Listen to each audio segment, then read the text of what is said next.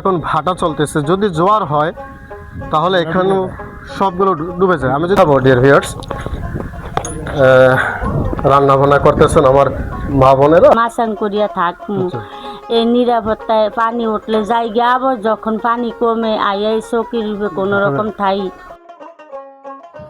আজকের ভিডিওতে মেঘনা নদীর তীরে বসবাসকৃত এই সকল মানুষের জীবনযাত্রার চিত্র দেখানো হবে। কতটা কষ্টে তারা রয়েছেন এবং কিভাবে জীবন কাটাচ্ছেন এই সকল বিষয়গুলো আজকের এই ভিডিওতে তুলে ধরা হয়েছে। ভিডিওটি শেষ পর্যন্ত দেখলে জানতে পারবেন এখানকার মানুষের দৈনন্দিন জীবনের পরিস্থিতি কোথায় থাকে, কিভাবে জীবন কাটাচ্ছেন। ভিডিওটি ভালো লাগলে অবশ্যই চ্যানেলটিকে সাবস্ক্রাইব করে পাশে থাকবেন। এটাই হচ্ছে সেই মেঘনা নদী, যার ভাঙ্গনের প্রকোপে পড়ে শত শত বাড়িঘর এখান থেকে উদ্ঘাট হয়েছে। মানুষ হারিয়েছে তার বাস্তু এবং তার ঘরের ভিটা। অনেকেই অন্যত্র চলে গিয়েছে, চেনা মুখগুলো আজ অপরিচিত হয়ে গিয়েছে। মেঘনা নদীর খপ্পরে পরে আজ হারাতে হয়েছে সকল কিছু। মানুষ নিঃস্ব হয়ে গিয়েছে, পথের ধারে ও পথের ভিক্ষুকের মতো মানুষ আজ হয়ে গিয়েছে শুধুমাত্র এই মেঘনা নদীর কারণে। এই সকল কিছুই আজকের এই ভিডিওতে দেখবেন। এই হচ্ছে মেঘনা নদী প্রিয় বন্ধুরা, এখানেই মানুষরা কাজকর্ম করেন।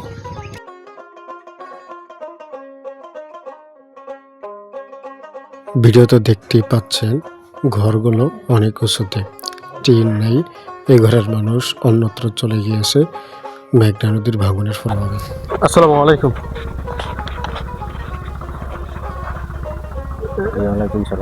এই যে জাল, এই জালের নাম কি? নাম কারেং জাল। কারেং জাল না? জি। ও, এই জালে কি কি মাছ ধরা পড়ে? ইলিশ মাছ, বড় মাছ। এই যে দেখো, আমরা যে পরিস্থিতি দেখতেছি, আমাদের নিকটে তো মেঘনা নদী একদম কাছে। জি। পানি যখন ভরে যায় তখন আপনাদের এই এলাকার পরিস্থিতি কেমন হয়? এই মনে করেন দমায় ভিড়াইলে মনে করেন কিছু ঘর ভরিয়া যায়। আচ্ছা। আবার মনে করেন পানি বাড়িয়া এলে তো সঙ্গে ঘর দিয়া সেন্টারও যাই গিয়া এই বউ বাচ্চা ফলেন চামিন লইয়া। পানি হালকা একটু বেড়ে গেলে সেন্টারে চলে যেতে হয় না? জি। ও, এর নদী কাছে, এই জন্য রাতে যখন বা অনেক সময় আমরা দেখতে পাচ্ছি যে হঠাৎ তুফান হয়, জি ঝড় হয়। এখন বর্ষাকাল, ঝড় হয়, তুফান হয়, তখন কি পরিস্থিতি হয় আপনাদের? তখন মনে করেন এই ভয়তে আমরা ঘর দুয়ার তুইয়া মনে করেন ফলাইন চামিন নিয়ে লয়ে যাই। কিংবা গার্জিয়ান যারা এরা ঘরের কাছাকাছি কতবার থাকি, আওয়া যাওয়া করি, ঘর তো হরিয়ে থাকে। যে আমরা নৌকার যে জাল দেখতেছি, এগুলো আমরা নিজস্ব না অন্য কারো? এটি অন্য কারণ মনে করেন তহিলা লাগো। আচ্ছা, নিজেরা বাবা চাওয়ার জন্য এরা করিয়া দেয়, আমরা নিজেরা ভাই। আপনার নিজের নৌকা আছে? জি না। যে নৌকা আপনার যে দৈনন্দিন যে কাজ করেন বা মাছ ধরেন, জি। এতে পরিবারের ভরণ পোষণ চলে ঠিক মতো? এই মোটামুটি আর কি, কোনোদিন চলে কোনোদিন চলে না। ছেলে সন্তান তো পড়াশোনা করে না? জি। ভিউয়ার্স, এভাবেই আমাদের গ্রামীণ মানুষের জীবন চলে। জি। গ্রামীণ মানুষের জীবনের কয়েকটি ধাপ রয়েছে। যারা নদীর তীরবর্তী এলাকায় বাস করে তাদের জীবন খুবই ঝুঁকিপূর্ণ। এই ভিডিওতে আপনারা দেখবেন যে প্রতিটি ঘর উপরে, অর্থাৎ নিচে খুঁটি দিয়ে উপরে করা হয়েছে। এর কারণ হচ্ছে 90 কিলোমিটার দৈর্ঘ্যের এই মেঘনা নদী একেবারেই নিকটে। সামান্য একটু পানি বেশি হলেই পানিতে এগুলো সম্পূর্ণ ডুবে যায়। ফলে এখানকার মানুষের জীবন খুবই ঝুঁকিপূর্ণ এবং এই পানি থেকে বাঁচার জন্যই মানুষ এভাবে ঘর করেছেন। আসসালামু আলাইকুম। আমাদের এখানে আরেকজন নতুন ম্যান যুক্ত হয়েছে, আমার তার সাথে একটু কথা বলবো। ভাই কেমন আছেন? আলহামদুলিল্লাহ, ভালো লাগছে। ভাইয়ের নামটা জানো কি? আমার নাম মোহাম্মদ আলম। আমরা যেখানে আছি তো ভবানীপুরের মধ্যে আছে না? কত নম্বর ওয়ার্ড? 7 নম্বর ওয়ার্ড। ভবানীপুর 7 নম্বর ওয়ার্ড না? জি। তো ভাই, আপনার ঘর হলো কোনটা? আমার ঘরের ভিতরে। আরো ভিতরে না? জি।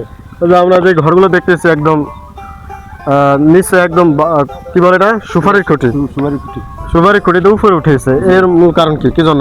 এই পানি আপনার এই দৌড় টোয়াইলে বাতাস তুফান হইলে এটি সব ডুবে যায়, এটি পুরাটা ডুবে যায়, বাড়িও ডুবে যায়। আচ্ছা। আর এই কারণে কি নৌসা করে উঠেছে, যখন পানি লাগুন না পায়, আবার ধরো রিক্স। সোফিয়া বন্ধুরা, আমরা দেখতেছি এখানে একটা ঘরের অবস্থা খুবই খারাপ।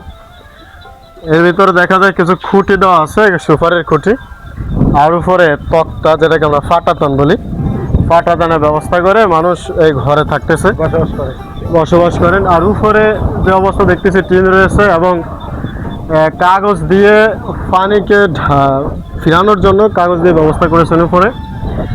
তবে এটা এই জায়গায় একটি আছে কাগজ দিয়ে চাল দেওয়া। তো এটা এই নদীর তীরবর্তী এলাকায় খুবই ঝুঁকিপূর্ণ। ভিউয়ার্স, এখন বাতাস হচ্ছে সামথিং, তবে নদীতে এখন ভাটা চলতেছে। যদি জোয়ার হয় তাহলে এখানে সবগুলো ডুবে যায়। আমি যদি সকালে এসে ভিডিওটি করতাম তাহলে এখানে আমি দাঁড়াতে পারতাম না, কারণ এখানে প্রায় হাঁটু পরিমাণ পানি থাকে। আবার যখন পানির পরিমাণ নদীতে বেড়ে যায় তখন কি পরিমাণ পানি থাকে এখানে? পানি থাকে আপনার মাঝামান্য পানি থাকে, মাজা পরিমাণ, যে মাজা পরিমাণ মানে কোন পরিমাণ পানি থাকে এখানে? আপনার এনে আবার জো কালাইলে যখন বাতাস তুফান হয়ে যায় তখন আবার মানুষের ঠাইও পায় না। আর যখন একটু নিবি নিবি থাকে আপনি যখন জো কালাইয়ে তখন এগুলা ব্যাগ ডুবে যায় মাঝামান্য পানি থাকে। কারণ হচ্ছে এখান থেকে নদী একদম একদম কাছে। এখানে হয়তো 3 থেকে 400 মিটার হবে দূরে। কেন? 3 থেকে 400 মিটার দূরে এই মেঘনা নদী আমাদের কাছে। এখানে একটা বসতি এলাকা ছিল, এখানে একটা ইউনিয়ন ছিল।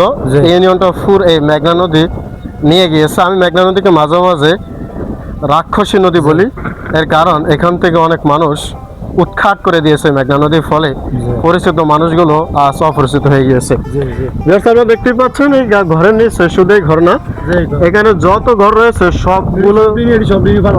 সবগুলো ঘরে পাটাতন করা এবং ঘরের নিচে কোনো মাটি নেই। রাতে যখন পানি আসে, পানির অর্থাৎ নদীর ভিতরে যখন ঢেউ ওঠে তখন এর পরিস্থিতি কেমন হয়? পরিস্থিতি তখন ভয়াবহ হয়, ভয়াবহ খারাপ হয়ে যায়। তখন ভাঙ্গা ছিল তখন স্তর মরে যায়, ওই জন্য বিল্ডিং এলাকার মুক্তিযুদ্ধের ঘর এটা কাটতে গেছে। এই যে ওই যে ওই যে বস্তা মস্তা দেওয়া হয়নি না, ওই যে ওই যে বস্তা দেওয়া হয়নি, দেখছেন? এই যে এত নিয়ে ভাঙ্গা বার হয়ে উঠেছে। আর কলকাতা এটাতে পুরো বাড়ি ঘর ভরা আছে। ওই ঘরটা এখান থেকে ভেঙে ওইখানে উঠেছে না? এইটা হেনেরই ঘর। আর ওই যে এনারটা ওই যে নতুন দেন উঠেছে, এই যে এনা ছিল আর 3টা 4টা আছিল সব ভাঙ্গা কয়েকজন ওই আলাদা আছে বেশি লিছে কটকিটা লাগাতাম ভাঙ্গা ছিল 3 মিনিট যা আছে সিরে নিয়ে। ওনারা গেছেন কই? এরা মানে এই যে ঘরে থাকে, ঘর দুয়ার নেই, এটা এই মুক্তিযুদ্ধের ঘরে থাকে। এটা তো রিক্স। এই যে মুক্তিযুদ্ধের ঘর, এটা হচ্ছে মুক্তিযুদ্ধের ঘর। মুক্তিযুদ্ধের ঘর।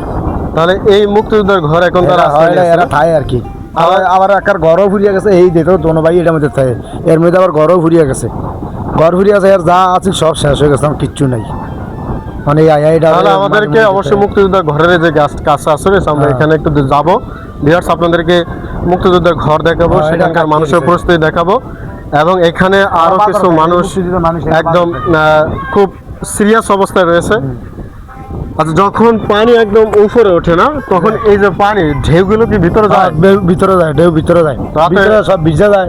আবার ভারত না গুলো থাকে না, বাড়ি দিলে কিছু। রাতের পরিস্থিতি কেমন হয়? এই পরিস্থিতি কি এই বইয়া থাকে একখানা সিবা দেওয়া, যদি অবস্থা বাড়া দেয় তাহলে থায়ার অবস্থা খারাপ থাকলে ধরুন ঘর দিয়ে যায় গিয়ে যুগে ঘরে চিন্তা করেন, আমি চিন্তা করি যে আমি কই গিয়া থাউ মারলে আমার কই রায় নিয়ে এই পরিস্থিতি আর কি। আমার যারা বাচ্চা রয়েছে, অনেক তো বাচ্চা আছে, বাচ্চা চলে ধরেন সেন্টার ইয়ার জায়গা আপনার এই আশ্রয়কেন্দ্র জায়গা, আশ্রয়কেন্দ্র দিয়ে এনে থাকে। আবার ধরুন আশ্রয়কেন্দ্র তো আবার ধরুন অবস্থা যদি ভালো দেয় তো আশ্রয়কেন্দ্র তো না পড়ে। তাহলে আমি বুঝতে পেরেছি যে এখানকার জীবনের ঝুঁকিটা কতটা ভয়ানক এবং ভয়াবহ। এগুলো ভাষায় প্রকাশ করা সম্ভব নয়। তবে আমি যারা বাচ্চা রয়েছে তাদের জন্য এই জীবন আরো বেশি ঝুঁকিপূর্ণ। বাচ্চার যে অভিভাবক রয়েছেন তারা অবশ্যই এ নিয়ে খুব চিন্তিত থাকেন, কারণ মেঘনা নদী একেবারে নিকটে। আমি ইনশাল্লাহ বর্ষা যখন হবে, প্রচুর পরিমাণে বর্ষা আর এখানে পানি থাকবে, আমি সে সময়ের পরিস্থিতি আপনাদেরকে তুলে ধরবো সেখানে ইনশাল্লাহ। সবকিছু পাইবেন আরো বেশি দিবেন।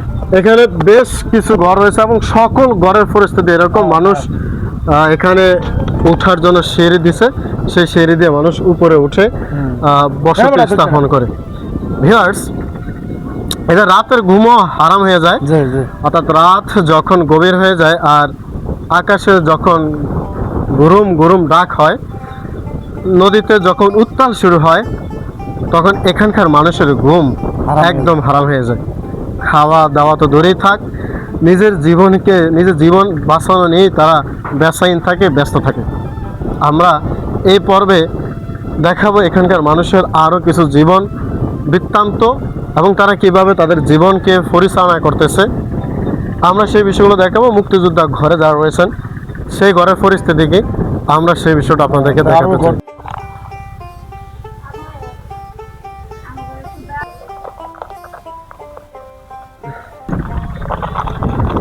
ভিউয়ার্স, এই হচ্ছে এখানকার পরিস্থিতি। আমি এখন যে ভিতরে দেখাচ্ছি সেটা হচ্ছে মুক্তিযোদ্ধাদের নিবাস। এখানে মুক্তিযোদ্ধাদের জন্য বানানো হয়েছে, তবে এখন কোনো মুক্তিযোদ্ধা এখানে নেই। এরা যারা মুক্তিযোদ্ধা রয়েছেন এরা বাজারে গিয়ে ভাড়া থাকেন। আমি একটু ভিতরের পরিস্থিতি একটু দেখাবো ডিয়ার ভিউয়ার্স। রান্না বান্না করতেছেন আমার মা বোনেরা, যেহেতু দুপুর হয়ে গিয়েছে এই জন্য ওনারা রান্না বান্না করতেছে।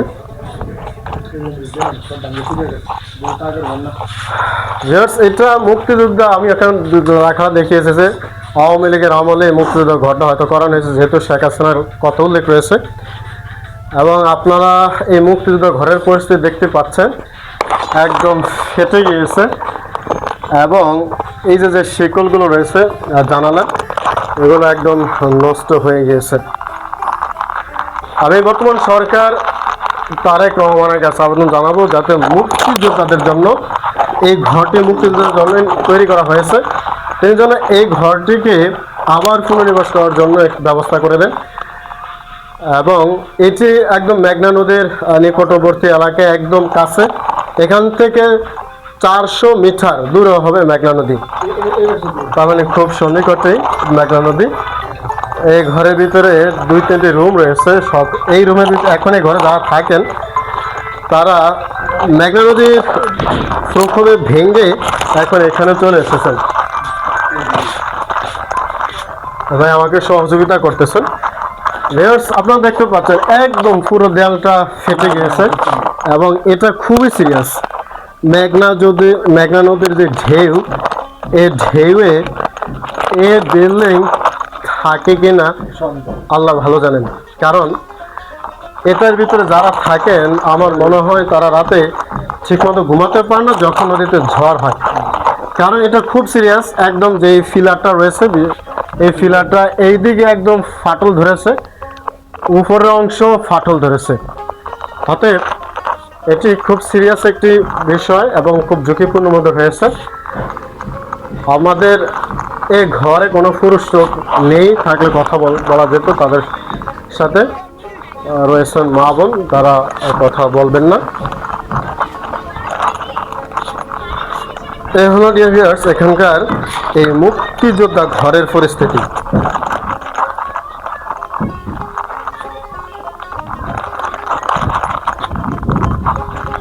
এই ঘরের অবস্থা দেখুন, মানে কি হালে তারা রয়েছেন, কি পরিস্থিতির মধ্যে এখানকার মানুষ জীবন যাপন করেন।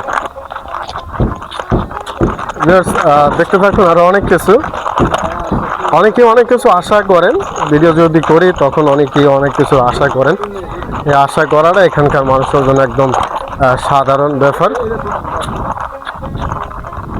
এটা দেখুন ডিয়ার ভিউয়ার্স, একদম নরবর অবস্থা। আমার মনে হয় এই ঘর থাকবে না, এবার একদম পড়ে যাবে। এখানকার যতগুলো ঘর রয়েছে সবগুলো ঘর এর পরিস্থিতি দেখতেই পাচ্ছেন। মেঘনা নদীর মোহনায় এই ঘরগুলো অবস্থিত এবং মেঘনা নদীর যে পানির গতি, সে পানির স্রোত কিন্তু অনেক। এই স্রোতের কাছে কোনো কিছুই টেকে না। ভিউয়ার্স, বাঁচার জন্য মানুষ তো কত কিছুই না করে। মেঘনা নদীর পানির ঢেউ থেকে বাঁচার জন্য এই ঘরের যারা অভিভাবক রয়েছেন, যারা মালিক রয়েছেন, তারা এই বস্তা দিয়ে এই ঘরকে রক্ষা করার চেষ্টা করেন। শুধু এই ঘর না, এই ঘরকেও এভাবেই রক্ষা করার চেষ্টা করেন।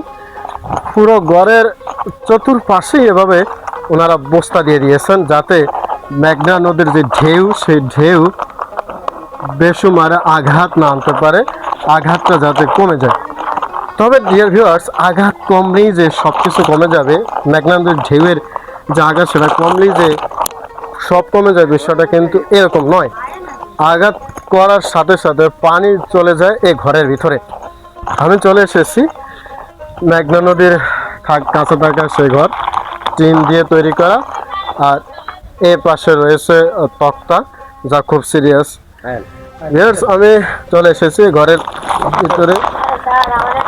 এখানে একটু একটু লক্ষ্য করুন, আমার সম্মানিত মহিলা কাজ করতেছেন এবং উনি পাক করতেছেন। এই হচ্ছে ওনাদের পাক করার ব্যবস্থা, চুলা। এই হচ্ছে তাদের জানালা, আর এই জানালা থেকেই কিন্তু মেঘনা নদী একদম সন্নিকটে দেখা যায়। তাহলে বুঝতে পেরেছেন যে এখানে যখন পানি ওঠে তখন তাদের রান্না করার ব্যবস্থা থাকে না, খুব হিমশিমের মধ্যে থাকেন। আমরা একটু কথা বলবো তাদের সাথে। আসসালামু আলাইকুম, কেমন আছেন? ভালো আছি, আপনি ভালো আছেন? এই তো আলহামদুলিল্লাহ ভালো। আপনাদের একদম মেঘনা নদী তো একদম নিকটেই। জি। আপনার কিভাবে জীবন যাপন পরিচালনা করেন? যখন পানি উঠে ঘর বাড়ি ভাঙ্গে চুরে যাইতো চাই, মাটি চুরি যাই গিয়া, তখন আশ্রয় কেন্দ্রে যাই গিয়া সব মাল সামানা নিমুনা আশ্রয় কেন্দ্রে যাব, নিজের জীবন লিয়ে আশ্রয় কেন্দ্র সেন্টারে যাই গিয়া। এইরকম কতবার হয়েছে আপনাদের জীবনে? নদী কাছে আমাকে হাবিজ ইব্রাহিমে থাকতে ব্লক ফেলাইছিল, হ্যাঁ। সেই ব্লকের পরে ইয়া আইছিল মুঘল মিয়া আউনের পরে কাম চলে কইছিল বেরি দেওয়ানোর কথা। সে বলছিল যে যুদ্ধ করিয়া নদীর পারে থাকতে হইব, যে পারেন মাছাং করিয়া টুরিয়া থাকেন। আমাদের হেতুটুক শক্তি নাই যে আমি মাছাং করিয়া থাকবো। এই নিরাপত্তায় পানি উঠলে যাই গিয়া, আবার যখন পানি কমে আইয়াই চৌকি রূপে কোন রকম ঠাই এরকম করে থাকি। পরে আইয়াই চৌকি রূপে যদি চুলা চাক্কা লইয়া রাঁধতে পারি তো রান্ধি। এই মাটি দিয়ে যে বস্তা দিয়া টিয়া ঘরের মধ্যে কোন রকম রয়েছে থাকে না তো। ওই যে ইয়ারা আইছিল যে সব একবারে গেছে গিয়া মাটি চুড়ি, পরে তারপরেই আবার এই হুকনা চিরা খাবার টাবার খাই, পানি উঠলে খায়াটা থাকি আর কোনো রকম আর এই অবস্থা রয়েছে। বর্ষার ভিতরে এরকম যখনই পানি ওঠে তখনই কি এরকম আশ্রয় কেন্দ্রে যেতে হয়? যে আশ্রয় কেন্দ্রে আবার এই মাল মানে তৈজসপদ যেগুলো রয়েছে মাল, সেগুলো আবার ফিরে আনতে হয়। যে আবার ফিরে আনতে। তো বর্ষাকালে তো এরকম বেশ কয়েকবারই বন্যা হয়, ঝড় তুফান হয়। শুধু তাই না, যখন জো হয় তখন তো পুরো এই এলাকা একদম পানিতে ভরে যায়। ঘরের ভিতরে পানি একাডু, এই মাটি ছুটি সব জায়গা আবার ফালে ঘরের ভিতরে একাডু পরিমাণ পানি হয়। যে বিরকা আইছে না, জসিম মাস্টারে আইছে। আচ্ছা, জসিম স্যার আইছে, এরপরে আমাকে আনিসল কেরানি আইছে, স্বপন কেরানি আইছে। এই সবে আইয়া ভিডিও টিডিও করিয়া নিচে টিছে পানির। ওনারা কি বলছেন? ওরা দেখিয়া ভিডিও টিডিও করিয়া নিছে। আমাকে ঘরের মধ্যে চিরা আর মিডে দিয়া গেছে, ফুটনা খাবার খাইছে। জসিম স্যার হচ্ছেন সুখদেব স্কুলের একজন শিক্ষক, আমাদের এই দৌলতখান ভোলা জেলার দৌলতখান উপজেলার সুখদেব মদন মোহন মাধ্যমিক স্কুলের একজন সিনিয়র শিক্ষক। উনি কম্পিউটার শিক্ষক এবং বিএনপির একজন নেতা। ওনার বাড়ি হচ্ছে এখান থেকে অনেক দূরে, দৌলতখানের ভিতরে, তবে ওনার বাড়ি অনেক দূরে। তিনি এখানে এসে এখানকার মানুষের খোঁজ করে নিয়ে গিয়েছেন। এখানে আচ্ছা, আর কিছু বলছে আপনাদেরকে? কিছু বলে গিয়েছিলেন? এমনি কিছু বলে নাই, যে পানি কাজি হচ্ছে আমরা দেখতে আইসি, দেখতে আইয়া ওই 1 কেজি করে চিরা আর 1 পাক মিডাই দিছে হুকনা খাবার আমরা খাইছি। 1 কেজি চিরা আর 1 পাক গুড় দিয়ে গেছে ওনাদেরকে খাওয়ার জন্য, যা অতি নগণ্য। এবং এটা হয়তো সান্ত্বনা স্বরূপ হিসাবে ওনাদেরকে দিয়ে গিয়েছে। এখন এই যে রাত্রেবেলা যখন পানি হয়, হঠাৎ বন্যা হয়, হঠাৎ জ্বর হয়, হঠাৎ পানি বেড়ে যায়, তখন কি হঠাৎ করলে রেড ক্রসের মানুষে আমার কাছে মাইকিং করিয়া দেয়, মাইকিং করার দ্বারা যে আপনারা সবে মাল জিনিস নিয়ে নিরাপত্তার কাছে যান গিয়া, তখন আমরা হঠাৎ আশ্রয় কেন্দ্র আমরা যাই গিয়া। আচ্ছা, তাহলে বুঝতে পেরেছি ভিউয়ার্স, যে রেড ক্রিসেন্টের যে লোক রয়েছেন তারা পূর্বে সতর্ক বার্তা দিয়ে দেন ওনারা যাতে স্থান ত্যাগ করেন। সেজন্য ওনারা আগেই এখান থেকে স্থান ত্যাগ করে অন্যত্র চলে যান, অর্থাৎ আশ্রয় কেন্দ্রে ওনারা এখান থেকে চলে যান। ফলে তাদের যে জীবনযাত্রার মান এটা একেবারে সহজ নয়, এটা ঝুঁকিপূর্ণ। আমরা এই নদী তীরবর্তী এলাকায় বসবাস করা বেশ কিছু মানুষের কথা শুনেছি, যে সকলের কথা শোনা একদম মুশকিল ব্যাপার, তবে বেশ কিছু মানুষের কথা শুনেছি যারা খুব কঠিন পরিস্থিতির মধ্যে জীবন কাটাচ্ছেন এবং তাদের জীবনযাত্রা খুবই ভয়ানক অবস্থার ভিতরে রয়েছে এবং রাত্রির ভিতরেও তাদের ঘুম হয়তো ঠিকমতো হয় না। আপনার পরিবারের ছেলে সন্তান কি করেন? আমার দুইটা মায়া বিয়ে দিছে, একটা ছেলেটা বড়, ছেলেটা প্রতিবন্ধী, ছেলেটা বাড়িতে আসিল। প্রতিবন্ধীর কোনো ভাতা পান কিনা? ভাই ভাতা ভাই, আচ্ছা ঠিক আছে। প্রতিবন্ধী ছেলের ভাতা করিয়া দিছে, এই ভাতার টাকাটা ভাই। এখন আপনাদের এই এলাকা উন্নয়নের জন্য কোনো কিছু চাওয়া আছে কিনা সরকারের কাছে, কিংবা এখন যারা ইলেকশন কমিশন হবেন, নির্বাচনের পর কমিশন হবেন, মেম্বার হবেন, চেয়ারম্যান হবেন? আমরা কইছি যে নিরাপত্তা মেম্বার আমাকে এমপি শহরে আমরা সবে ঝুঁকি নিয়ে বানাইছি, আমাকে আশা যে আমাকে একটা ঋণ বেরি দিয়া দেখ, আমরা একটু নিরাপত্তায় ঘর বাড়ি লিয়ে থাকি। ঋণ বেরি বলতে এটা কেমন, আমি এটা বুঝিনি। ঋণ বেরি বলতে যে ঘরকুল দিয়ে না আমাকে পুষ্কুনির ভিতর দিয়ে যাও, দরকার আমাকে জাগ জমিন যাও, কেন আমাকে যে নদীর জাগা জমিন আসিল আচ্ছা। তা আমরা খাইয়েও বাঁচতাম, সব আমার মেঘনা নদীতে আমার লয়ে গেছে, নিয়েছে। অন্তা আমাকে একটা আসা যে এমপি সাহের কাছে আমাকে একটা ঋণ বেরি দিয়া দেখ, আমরা একটু নিরাপত্তার জন্য থাই ছেলে যাতে সন্তান উঁচু লইয়া। করে বেরিটা হয় যে এবং ওই মেঘনা নদীর যে ঢেউ ডেউটা না আসে, ঘর বাড়ি যেমন ভাঙ্গে সুরে না যায়, এই যে ঘরের ভিতরে বসটা দিছি, বসটাও উঠাই না, নিরাপত্তায় সব যাই গিয়া ভাঙ্গিয়া সুটা সব আবার ঠিক সব জায়গায় সব বস্তা সব লয়ে যাই গেছে। আসলে আমরা বুঝতে পেরেছি এখানকার মানুষের জীবনকার পরিস্থিতি, করুণ অবস্থা এই ঘরের, এবং এখানকার যত ঘর রয়েছে সকল ঘরে এই অবস্থা। এখানে দেখুন ঘরের ভিতরে আমি রয়েছি এবং এখানে কিছু বস্তা দেওয়া রয়েছে পানির থেকে, এগুলো বাঁচানোর জন্য এগুলো বস্তা দেওয়া রয়েছে। এই হচ্ছে অবস্থা। মাল জিনিস সব চৌকি খুশি থাকতে লাইলে দেখতেন, আবার আইবে করতেন সন্ধ্যাকালে। বেশ, এখানে সকালে পুরো জায়গাটাই পানিতে ভরপুর ছিল। আমি সকালে আসলে হয়তো আপনাদেরকে সেই পরিস্থিতি দেখাতে পারতাম। এটা আসলে সকালও ভরা থাকে, আবার বিকালও ভরে যায়, অর্থাৎ যখনই জোয়ার হয় তখনই এই জায়গাটা ভরে যায়। দিনে দুইবার জোয়ার হয়, দুই ভাইয়েরই এটা ভরে যায়, ওনাদের পানির সাথে লড়াই করে জীবন পরিচালনা করতে হয়।